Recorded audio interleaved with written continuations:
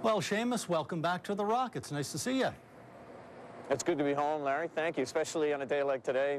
Great weather, and the Newfoundland and Labrador torchbearers are doing it right. Nobody's dropping the flame, and I mean, we couldn't be prouder. You're in CBS right now. Yeah. And I must admit, we just finished our segments. You look very dashing. Yeah. No, number 14, is it?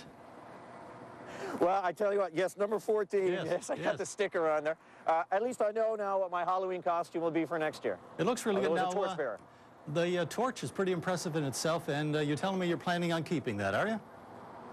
Yeah, you know what? It's funny you ask that, Larry, because they tell you you have an opportunity to keep it, and you get to go online and buy, put your credit card, la la la. And I wasn't going to, because I just thought, the important thing is that I have a picture with me, and I'm lucky enough in the job that I'm in that I've got some video of it as well. But once I got it, I went, no, I want to buy it. So it's a little expensive, but so not everybody buys it. But I'm going to now. It's a beautiful piece of equipment. It's designed by Bombardier. It's a Canadian design, and it's got this is a really neat characteristic. It's got a maple leaf right here, and it's held it when you hold up the torch. That's what you see. It's at eye level. You see the maple leaf. So it's quite a nice touch. Your sense of pride seems to be coming out with you right now. Do you sense that in the communities as you pass along? There's a bit of pride?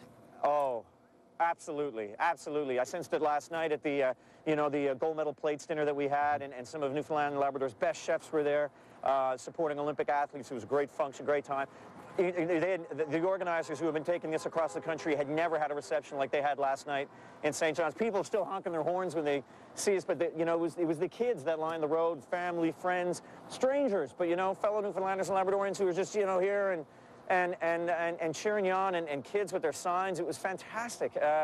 But it was some of the great tales that we told amongst us torchbearers. It was really quite something. Deanne, if Deanne's watching, listen, good luck, my love, because she's due to give birth today, and she ran the torch. She was a torchbearer. Now, she walked, and I can't blame her, seeing as she's pregnant and due to give birth today. But you had to hear her tell the story of, applying to be a torchbearer, getting her date, her segment date in the mail, and it's the same day as her due date.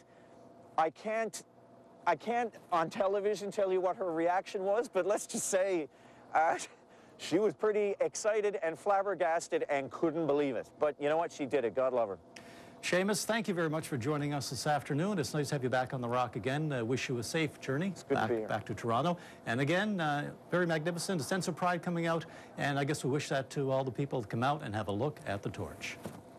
I was just going to, that's exactly what I was going to say, Larry. For everybody who's watching, this torch has already hit so much of the province. It'll continue to hit more, and in St. John's today, get out there. And let me tell you, just if you're lucky enough to carry it, that's one thing. But just to see it is really very moving, and it makes you feel a part of these Olympics. These are our Olympics.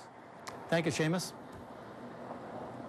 Well, as we can tell, the Olympic flame is on the Avalon Peninsula today, the 15th day of the Olympic torch relay. It all started bright and early this morning at Cape Spear, the easternmost point in North America. It even had a dory ride earlier this morning, and then after this, enjoyed a leisurely stroll through Petty Harbour on its journey across Canada.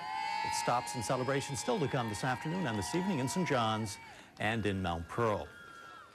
I'll let you know that the Olympic flame reached Atlantic Canada on Wednesday. It flew in from the Yukon to Western Labrador in the afternoon, arriving in Happy Valley Goose Bay at sundown. NTV's Michael Johansen was there to welcome. The sun had just set when Central Labrador's first runner, Honorary Colonel Joe Gowdy, started the torch relay at the Goose Bay Airport. All the area's runners were on hand for the first leg, cheered on by dozens of onlookers that grew to the hundreds at some of the torch stops. Gowdy said he was as excited as the audience. To be a part of it at my age is a great thing, great experience. The flame moved quickly. From Happy Valley Goose Bay, it was carried by convoy in its protective lantern to Shashashi, where an even larger crowd welcomed it in the parking lot of the new school. I would like to say that this is a very momentous occasion for us, the Innu people of Labrador. There are two things happening today that are very important. One is that this is a Remembrance Day. We remember all those people that have died in the war. And two, this flame has landed in Shehatit of Labrador to the Innu people of Labrador. And Once a new torch was lit from the flame, the relay was on again. Leaving Shashashi with much of the crowd and crossing the bridge to the next door community of Northwest River. Today, the flame was first flown to Hopedale and later to Lanza Meadows in St. Anthony.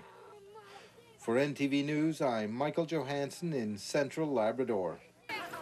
NTV News, First Edition, with your host, Glenn Carter. Good afternoon, everyone. A spectacular sunrise greeted the Olympic torch early this morning at Canada's most easterly point, Cape Spear. Dozens of people welcomed the torch as it began its journey across Newfoundland in the hands of more than 300 Olympic torch runners.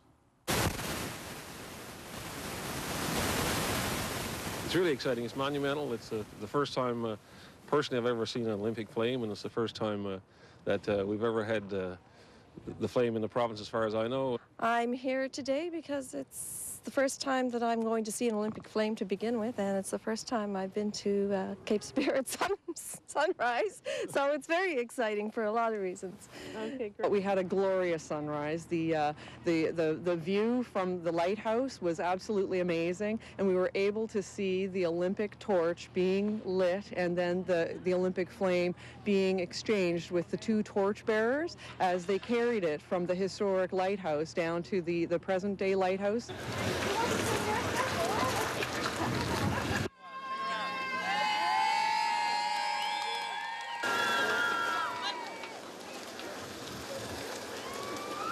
Seeing the thing get light, that's what I like the most. Seeing the torch get lit. Yeah. So, yeah, that was cool. Are you going to be watching the Olympics on TV now when they kick off? Yeah. Yeah? Cool. I'm going to be wearing my hat too. Very exciting. I think it's a once-in-a-lifetime thing. It's not very often that the Olympics come to Canada, or the torch to Canada, let alone to Petty Harbour, and I think that the community is very proud. Well, the torch made its way from Petty Harbour to St. John's today. We'll have more on the torch's journey at 6 on the NTV Evening News Hour, and we hope to speak with Tony Marie Wiseman about her run with the torch just a little later on in this broadcast.